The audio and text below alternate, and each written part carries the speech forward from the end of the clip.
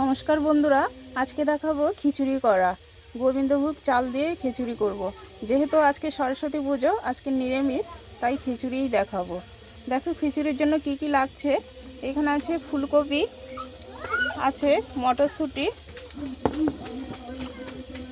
Beans, গাজর আর আছে আলু। সব কিছু আমি কেটে ধুয়ে রেখেছি।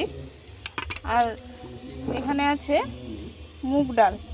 আমি মুগ ডাল দিয়েই করব, তোমরা চাইলে অন্য ডাল দিয়েও করতে পারো। আর নিয়েছি আমি গোবিন্দভোগ চাল 500 গ্রাম। 500 গ্রাম চালের জন্য আমি 400 গ্রাম মুগ ডাল নিয়েছি।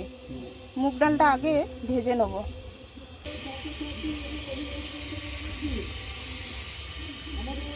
বন্ধুরা, এই যে মুগ ডালটা আমি কলাই ভেজে নেব।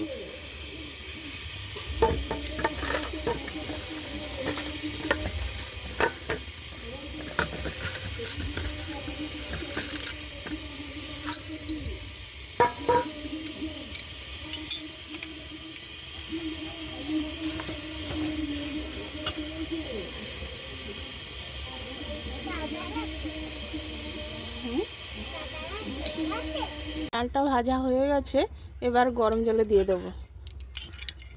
জল ফুটোতে দিয়েছি, ওইখানে দিয়ে দেবো।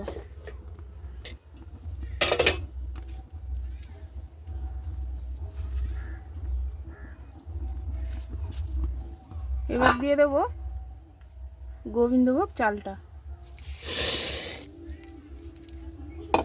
এটা ফুটতে থাকুক, আর সবজিগুলো আমি ভেজে নেব।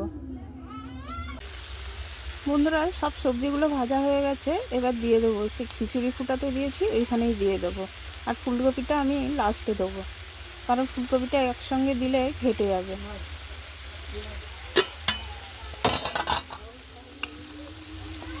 বন্ধুরা, সবজিগুলো সব দিয়ে দেবো।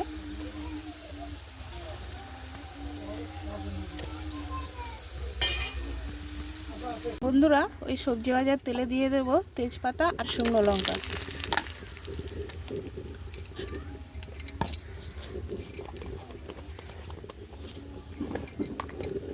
এবার দিয়ে দেবো 5 ফোড়ন,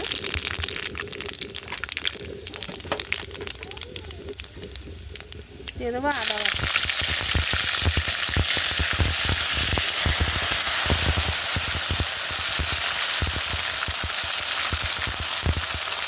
এবার একটু কাঁচা লঙ্কা বাটা দিয়ে দেবো।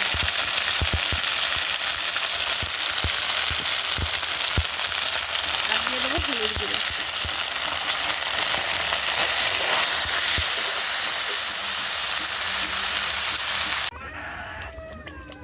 বন্ধুরা, এবার মশলাটা দিয়ে দেবো উপর থেকে।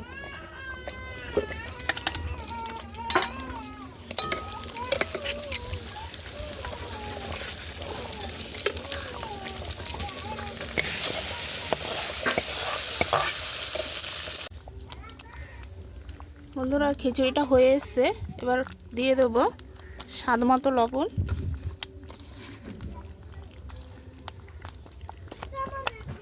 দেবো গরম মশলা,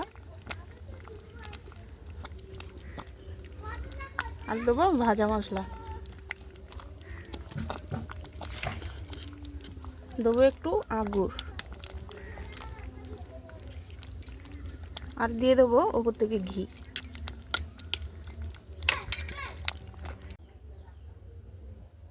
এই যে বন্ধুরা, গোবিন্দভোগ চালের খিচুড়ি। তোমাদের কার কার ভালো লাগে কমেন্টে জানাবে। সাথে আছে বেগুন ভাজা, বাঁধাকপির চচ্চড়ি আর চাটনি। রেসিপিটা ভালো লাগলে লাইক, কমেন্ট, শেয়ার, সাবস্ক্রাইব করে দেবে। সবাইকে নমস্কার বন্ধুরা, টাটা, বাই বাই।